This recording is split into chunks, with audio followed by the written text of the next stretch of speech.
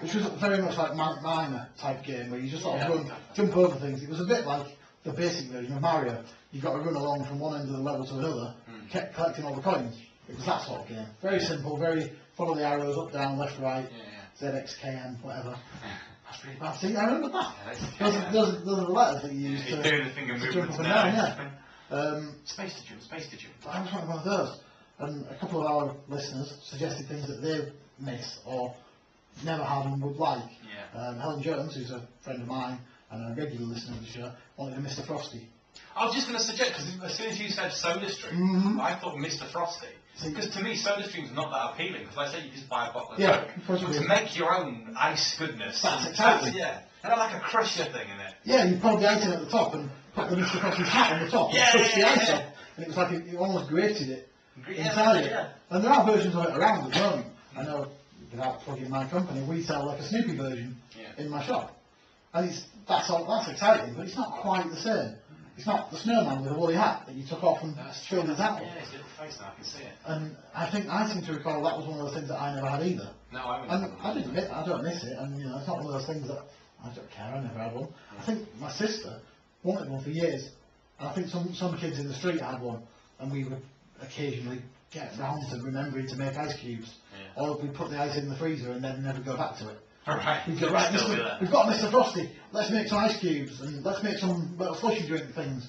And we'd go, right, oh, we've got ice cubes.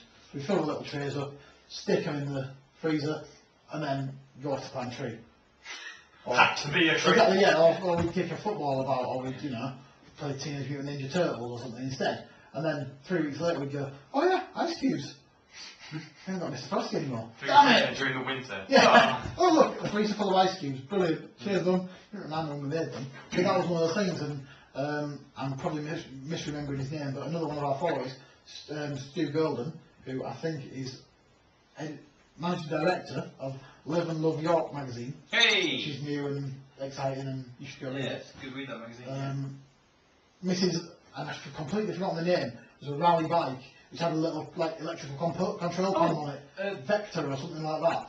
I had one called the Wildcat. See, that's the one I remember. Yeah. I don't remember this rally one. I'm assuming it was very similar. Yeah. It had a little button You press, press the button, and it made, that's like a radar. Yeah. I don't even think I had one. I've got a photograph of I know someone I know did. Right, I'm going to put on Facebook me on that bike. Awesome. Because I was bought that bike when I was about 8. I couldn't actually ride a bike at that point. All I was interested in was this thing.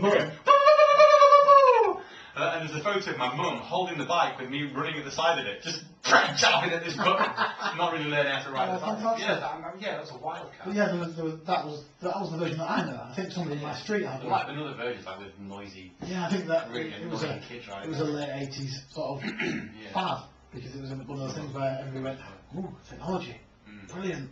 Noisy things, we'll put it on a bike, it'll be like a real, you'll be chased by a police car, because it makes that siren noise. And it just, I was trying to think of what do I miss from the 80s, or from my childhood really, I suppose. And all I really miss is my Star Wars toys. That's it. And I can get those, but I don't know, they're not my Star Wars toys, are they? What was unique about yours? Most of them didn't have heads, or had lots of weapons, or there was the Princess Leia with the bounty hunter helmet, and the little yellow helmet. But I kept the helmet for about 8 years. I managed to keep the doll and the helmet together. And I've no idea how. And then they used to play with my Mr. T doll, which was about 8 inches taller and had a leg missing at the knee. Wow! And I remember that. Step out into textuality there, And that was it. And Princess Leia would play with Mr. T, and he only had one leg. And she was as tall as the missing leg. And I only got one leg, fool! I picked the fool who only got one leg. Be my leg, bitch! And that's sort of, I couldn't really think of anything, because all the things that I think of, really, are available now again, other than things like computers, which are completely dead. And like my ZX Spectrum, which did have a tape player built in. And I used to love that moment where it loaded.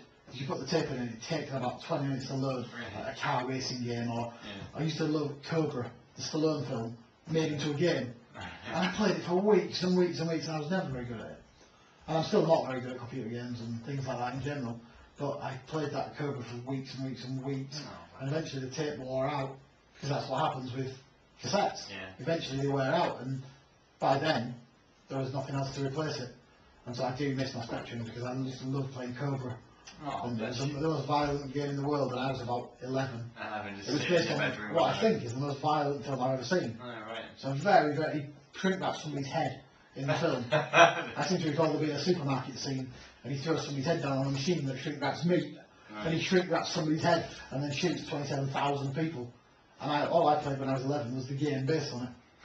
And that was in the sort of the 3 years. The shrink wrap levels. Yeah, pretty much. That was the favourite That was the favourite, but you couldn't get to that. You get past all sorts of things before you got to the shrink wrap level. But that was in the days before, even before the Master System.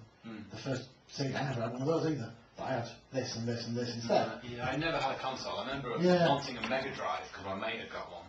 Sega Mega Drive. My parents purposely didn't buy me a Mega Drive because it only played games. And they bought me an Amiga instead because it was a keyboard, basically. Which I was always, looking back now, I was always really grateful for because I did other things like write stuff. I suppose, and drawing programs on it and things like that. I'm kind of really grateful. Plus, Amiga games you could copy. Of course you could, yeah. You could never do that with Mega Drive cartridges. Yeah. Like my next door neighbour, he had this copy of this. Which is sort of game, stick that in. He showed me how to do it. And there's even one program where you could play Tetris while you were basically ripping off this game. Nice. That's why the sort of British Commodore died, didn't it? Just they're just so easy to copy. Do you know what? I remember that. And now you said that, I've got this vague memory of there being an Amiga in my house.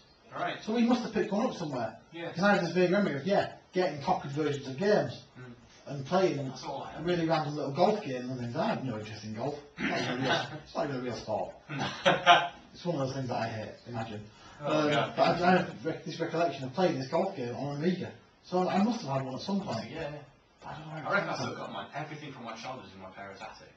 Because my dad's the kind of guy that refused to throw anything away. So I'm sure all of my Star Wars is there. I remember I took up Manta Force, which was great. Ooh, that's sort of activities play sets of giant spaceship, tiny, tiny little men that only sort of articulated in the middle. They were literally about half an inch tall. God, yeah. I had some of that as well. Yeah, Red Venom. I remember getting that for Christmas. Oh, yeah.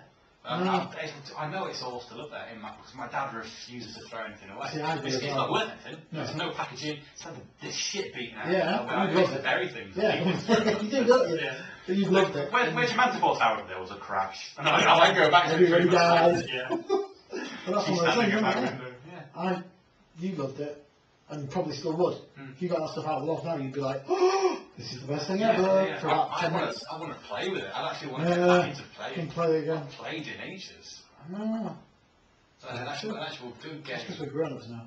Oh, we're not. Allegedly. I don't want to be. I think I play in my head a lot. It's like I've been walking down the street and then just think, right, what if a tank just came along and like, blew something up? And I sort of play in my head and imagine that kind of thing. That's I'm autistic. Of course, Hey, time it back! 31! Nice. But yeah, so that's sort of where my week and thoughts took me. Into a flashback to the 80s, and then I went to work and went, oh look, all the stuff I was flashing back about, I sell! No! Selling it back to the masses! Yeah, massively. Well, thank you for that. But yeah, so what have you seen? I've seen something in press. In press? Again, I'm a big fan of headlines, and I'm just drawn in. Even if the story's not that good, I'll be drawn in purely on the headline. Absolutely. The headline for this story is, Royal Navy, we don't keep track of sea monsters. Wow. That was the headline. I kind of think, well, would they anyway?